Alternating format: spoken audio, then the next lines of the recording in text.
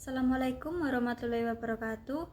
Perkenalkan, nama saya Dea Aprilia Ananda Putri, NPI 12122000201 dari Prodi Manajemen kelas Bisnis Relationship B.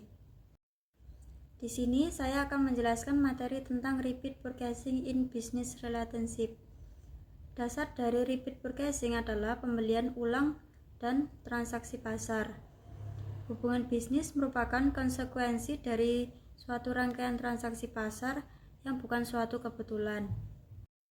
Repeat purchasing sebagai konsekuensi dari struktur manfaat pelanggan berperan untuk keberhasilan perilaku dari manajemen supplier dalam hubungan bisnis yang sebenarnya.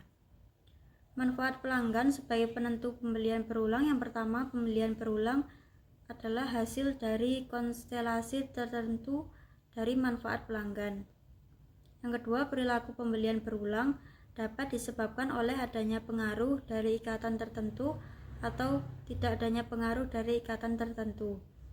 Yang ketiga, bonding memiliki peran penting dalam menentukan perilaku pembelian.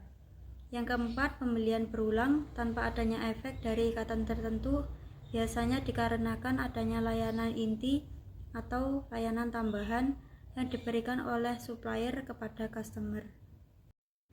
Repeat purchasing disebabkan karena adanya elemen pertukaran layanan inti dan layanan tambahan. Layanan inti merupakan dasar atau utama yang disediakan oleh organisasi untuk memenuhi kebutuhan pelanggan utama.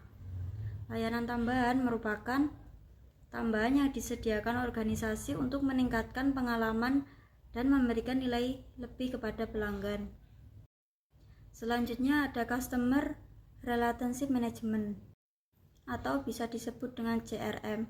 CRM merupakan perusahaan yang berorientasi pada pelanggan dengan bantuan informasi teknologi modern, upaya untuk membangun dan memperkuat hubungan pelanggan yang menguntungkan dalam jangka panjang dengan menerapkan pemasaran dan komprehensif dan terdiferensiasi konsep penjualan dan layanan.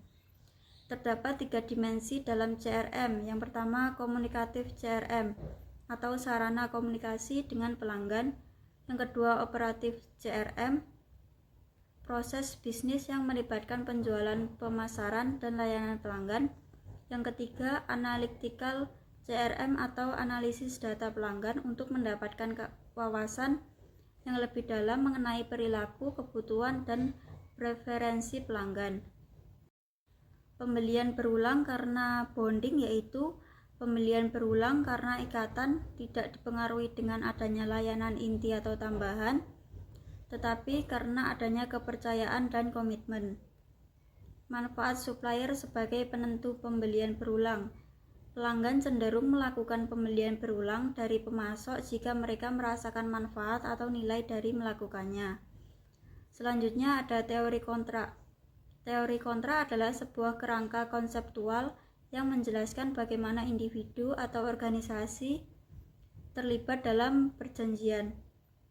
Kontrak merupakan perjanjian yang berkekuatan hukum yang menetapkan hak dan kewajiban masing-masing pihak.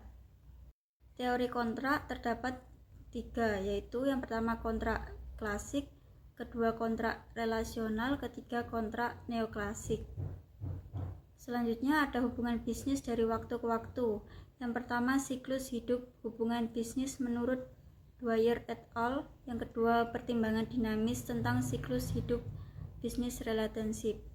Pertimbangan untuk melanjutkan hubungan bisnis terdapat 2 situasi yang dialami oleh pemasok, yaitu pemasok internal dan pemasok eksternal.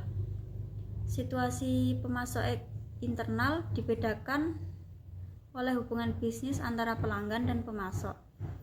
Yang kedua, situasi pemasok eksternal, pelanggan mempertahankan hubungan bisnis dengan salah satu pesaing pemasok. Pada prinsipnya, situasi pemasok mendukung dampak positif dari reputasi baik perusahaan mengenai tawaran dari mitra bisnis. Demikian yang dapat saya sampaikan. Mohon maaf apabila ada salah kata. Terima kasih. Wassalamualaikum warahmatullahi wabarakatuh.